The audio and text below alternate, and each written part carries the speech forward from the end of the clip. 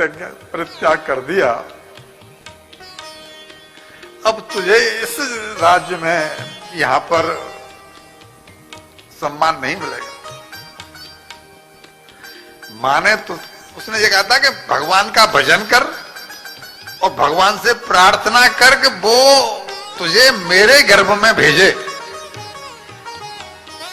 फिर तू मेरे गर्भ से जन्म ले, तब तुझे यह अधिकार मिलेगा कि तू इस राज सिंहासन पर बैठ सके। यानी भगवान को प्रसन्न करके, भगवान का साक्षात करके भी वरदान में क्या मांगना है? बोले इसके गर्भ में जाओ इस राज सिंहासन पर बैठने के लिए।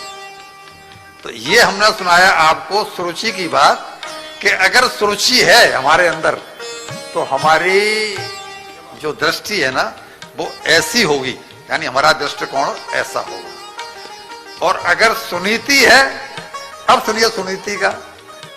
सुनीति मां क्या कहती है कि बेटा ये तो सत्य है कि मैं पहले त्याग दी, तुझको आज त्याग दिया, अब तुझे इस राज्य में कभी सम्मान नहीं मिलेगा, ये भी सत्य है। लेकिन मैं तुझसे एक बात पूछ रही हूं, तेरी सौतेली मां ने यही तो कहा है कि जाके भगवान का भजन कर, तो इसमें क्या गलत है? भगवान का भजन कर, उसने कहा है कि तब मेरे कोख में आ और फिर सिंहासन पर बैठ। तो तू भगवान का भजन करेगा तो कोख में फिर जाना,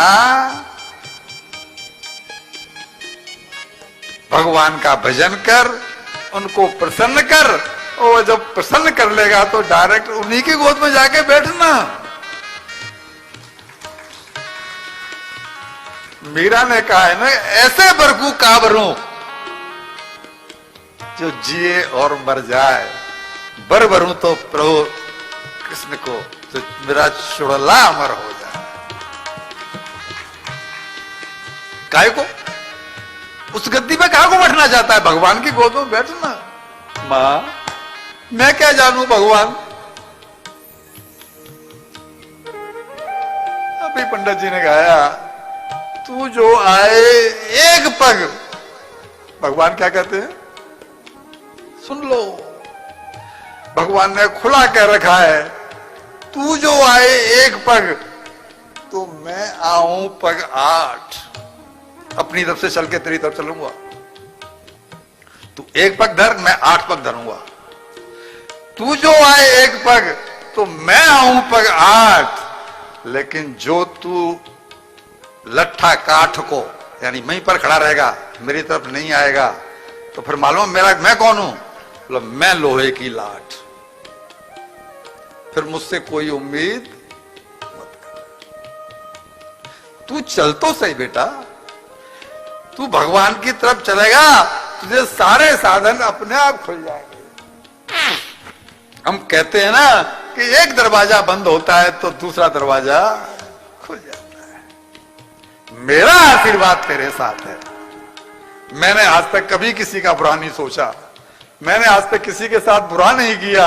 मेरा नाम सुनीति है, मैंने सुनीति पूर्वक जीवन जिया है। मैं तुझे आशीर्वाद दे रही हूं कि तुझे निराशा नहीं मिलेगी। ध्रुव जी को मां के वचन अच्छे लगे, मालूम कह दिया मां ने कि तू इस राज्य में कभी सम्मान नहीं पा सकता, क्योंकि राजा छोटी रानी के बस में है। तू मेरी कोख से बेटा पैदा हुआ है, तो तुझे सम्मान कहां से मिलेगा? एक संत ने बड़ी बढ़िया बात कही है साहब, मां होती है, मां की तुलना किसी से नहीं की जा सकती। क्यों? क्योंकि मां मात्र एक महिला नहीं होती, तब मां सृष्टि का अस्तित्व है, इनसे सृष्टि का अस्तित्व है। ये माएँ कोई मामूली नहीं है, ये पात्रता कोई मामूली नहीं है। जो काम ब्रह्मा जी करते हैं वही काम तो ये करते हैं। लेकिन तू मैं छोटी मैं बड़ी, ये मेरा ये तेरा करके सुनती पूर्वक जीवन न जीने का परिणाम ये है कि वो सम्मान नहीं मिलता जो सम्मान की हम पात्र हैं। तो इसमें दोष सम्मान देने वाले का कि सम्मान पाने वाले का है? भाई ये भी तो अपने बालक को 5 वर्ष के बालक को कह रही है तू जाके भजन करना। कौन मां अपने बालक को भेज देगी?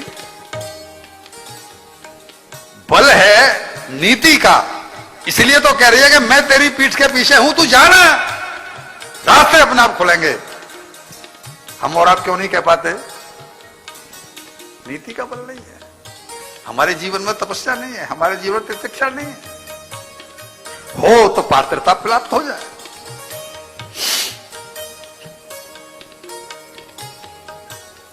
और जैसे ही सुना कि मां आशीर्वाद दे रही है और मुझे यहां सम्मान पूर्वक जीवन जीने को नहीं मिलेगा, तो ध्रुव जी रुके नहीं, उसी समय निकल पड़े घर से। मां तेरा आशीर्वाद है ना? हाँ बेटा मेरा आशीर्वाद। और यह संकल्प लेकर के, संकल्प किसने लिया है? एक क्षत्रिय ने। क्या संकल्प लिया? कि या तो भगवान को प्राप्त करके रहूंगा, यानी उनकी गोदी में बैठूंगा, वरना वापस नहीं आऊंगा, इस देह को वहीं पर वहीं त्याग दूंगा। देहम वा पातयामि, इस लोग क्या कह रहा है? देहम वा पातयामि कार्यम व्यासादयामि, या तो मेरा कार्य सदना चाहिए, वरना देह को वहीं की वहीं छोड़ दूंगा। और कहते हुए चल पड़े, प्रभु मैं आ रहा हूं, हे प्रभु मैं आ रहा हूं, रास्ता तुम्हें ही बताना पड़ेगा। भगवान को यही चाहिए, प्रभु मैं आ रहा हूं, रास्ता तुम्हें ही बताना पड़ेगा, मैं गिरूंगा पर उठा के गले तुम्हें ही लगाना पड़ेगा। मैं गिरूंगा, बालक हूं। लेकिन मां और क्या करती है? बालक गिरता है तो मां क्या पड़ा रहने देती है? मैं गिरूंगा लेकिन उठा के गले तुम्हें ही लगाना पड़ेगा। मुझे पता है मैं नहीं हूं तुम्हारी गोदी के काबिल, मुझे अपनी असमर्थता का ज्ञान है, मुझे पता है कि मैं नहीं हूं तुम्हारी गोदी के काबिल, लेकिन हे मेरे मालिक, अपनी गोदी के काबिल भी तुम्हें ही बनाना। भगवान को यही चाहिए, शरणागति, 100% शरणागति। हम लोग शरणागति की बात करते हैं तो केवल जिह्वा तक, वो शब्द हृदय से।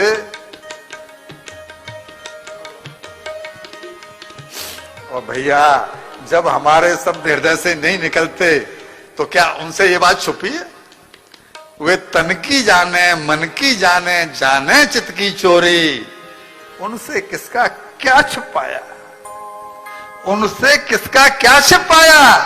जिस हाथ है सबकी डोरी।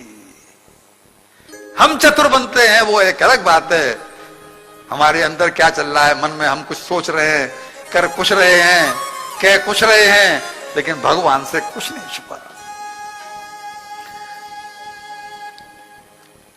जब इतना दृढ़ निश्चय देखा, भगवान को संकल्प चाहिए, तो भगवान के मन में क्या इच्छा जागृत हुई? भगवान के मन में इच्छा नहीं होती, भगवान शरीर नहीं है, लेकिन यदि किसी पर प्रसन्न हो जाए तो उसको अपने